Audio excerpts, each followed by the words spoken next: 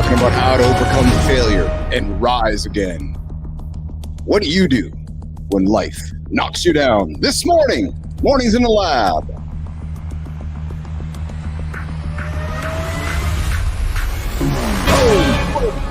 Boom. Good morning. Yep. Good morning. Somebody's in the mood this morning. Welcome to Mornings in the Lab, where we get real about growth, goals, and all the growth and not the grind. No, not the grind, but the privilege and the gratitude it takes to get you there. And on that way, you're going to experience some failure. And we're going to talk about it today. Hey, I'm your host. I'm Keith Bilous. We're going to dive deep into how to rise from failure and turn those setbacks into comebacks. How do you handle failure? I've learned, and I know you guys have learned, to see failure as feedback. Truly feedback, not a stop sign. Failure isn't final unless you decide that it is. Failure is the front door to success. So listen to me, people. Fast. Don't wait to fail. Go get it. You're not going to believe.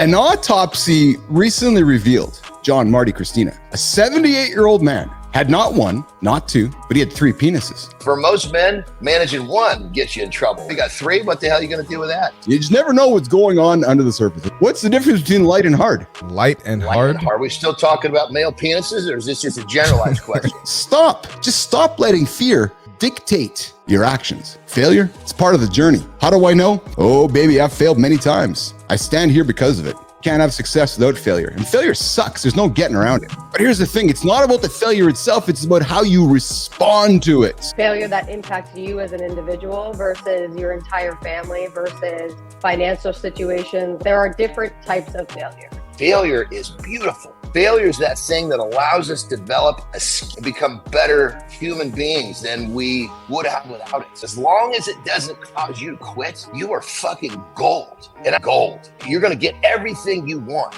if failure doesn't cause you to quit, which means you just got to have the fucking guts to stand up one more time. People were calling you the loser. And I'll never forget that, man, because you're like, I'm not a fucking loser. I promise you, I ran to the back because I was so fucking embarrassed. And I had to get myself together, embrace it, and do what the fuck you got to do to get out of it. So guess what I'm trying to share with you, Nation, is that you all can do it. And it's going to be tough. And Marty's, yeah, you're going to have failure. It's going to happen. Sometimes you need to go beyond the logic. Because there's a lot of times in failure, logic doesn't apply. Today, we're going to lean into this idea of redemption, turning setbacks into meaningful opportunities. Resilience is the ability to push through, but the redemption is actually the prize of why you're doing it. Your legacy is something that you live. It's not something that you leave behind. The first bit of time is to get me and my mind in the proper space, to take that brain that wants to look around and find problems and even find problems that don't exist, and shut that part of my brain down and open up the part of my brain that sees an opportunity in a problem. We can look at our lives and we can see problems or we can see opportunities. The question is what are we choosing to see, or what have we trained our brain to see? It's okay to have that dark side. And I'm a Batman fan. So I'm Bruce Wayne when shit is all good. I'm Bruce Wayne, but then I turn into Batman when I need to. You gotta have that about you. Are you going to waste those failures? That's what the redemption really is. Yeah. Or are you going to take those failures and use them for you? The perfect time is now, and the fucking perfect place is right here. End of story. Come up with that plan right now. And the plan might fail. Come up with another one to get to the same goal. Just keep staying in motion. Keep that momentum. Start the ripple effect. Text someone that needs encouragement. You start doing outbound giving, it will come back to you in return. Loser just means you didn't have the balls to get up, because the winner will stand up one more time that he falls down. Don't waste your sorrows. Don't waste your troubles. Use them for you, and don't let them weigh you down. There is a door of opportunity out there for everyone listening. If you want to achieve the shit you've never had before, you must be willing to do the shit you've never done before. Today's topic, Nation.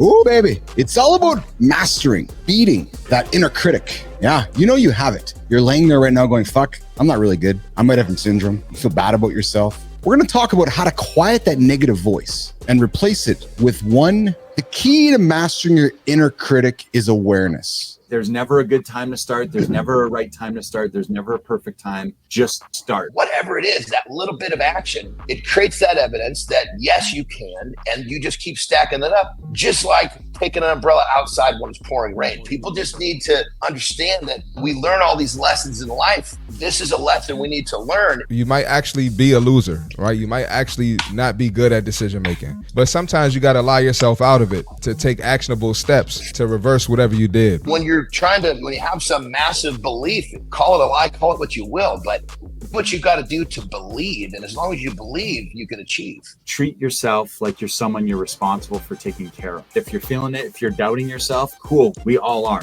So just take action and just keep working, build that evidence that you're able to get through those challenges, and you just become more resilient and you're able to do it. I went all in, thank you, ADHD. And I built a brand around that particular space, and it worked. How wonderful is that? I gained followers, 1K, 5K, 10K, 16K followers, even built a digital agency for 2.5 years. It felt like I had finally figured it all out. And then, I swear to you, it was like overnight, everything went away. Failure happened. What matters is how you rise again and how it starts with building something that's really true to you. Why are some people so confidently wrong? And what does the science say about it? Let's dig into it. People are way too concerned with being right. I don't need to be right. I just need to get what I want. I'm happy to be wrong if it gets me what I want. I don't want to be walking around with shitty fucking information if it's not actually based in anything. When you improve a little bit every day, you feel satisfied. And by saying I'm an old dog, I don't learn new tricks, you're basically saying I'm done growing, which means you're going to be fucking miserable. Embrace humility. Embrace curiosity. Because according to psychologists, the antidote to all this, and Christina teased it a little bit, it's about being curious and humble and not losing sight of that. Don't let your brain trick you into thinking you have all the answers. Whether you're 25, 30, 35, 40, you don't, right? Stay curious, ask questions, accept the fact that you're wrong. Think about the huge commitment of showing up over a longer period of time. Simple shit. Work over time is going to get you what you want. Don't overcomplicate this whole thing. Just start. Just go for a walk. Go get under the bench press. Go pick up a weight and put it down. And then go do it again the next day. Every inch counts. When you land on your face, make sure you're going forward when you land on your face. And when you get up, you're bouncing forward. The difference between a loser and a winner is the person that gets up one more time, the loser. It's not about spending an hour in the gym once a week. It's about spending a little bit of time in the gym every single day. Hardest thing for a human being to do is to do something consistent. And hey, it could be the consistent wrong thing. But showing up day in and day out is not boring. It's freeing because you can focus on the things that actually get you excited a whole lot more. What you need to do first and foremost is acknowledge that your process is your process. So you need to find what works for you, which involves a lot of experimentation and a lot of trying and a lot of patience. Pick one thing, do it for a week. And I'm talking drink this one bottle of water every single fucking day. If all you get is a glass, then pick, I'm going to up that and I'm going to drink 2 glasses. Or I'm going to pick something that you know that you can actually achieve. Consistency is the hardest thing, but when you can do it, you will win. It's not about bouncing back, it's about bouncing forward. Empathy, the glue that holds everything together. So whether it's in business or a personal life, being empathetic helps you understand people and build stronger connections. It takes skill, it takes a practice. But the moment you do, man, magic with your colleagues, magic with your family, magic with your loved ones. I just believe I became a better leader because I was able to empathize with you as a human, going into a situation, being curious, using words to communicate, and having an open mind to accept what that person's going through. Because you never know what somebody's going through on the other side of that conversation.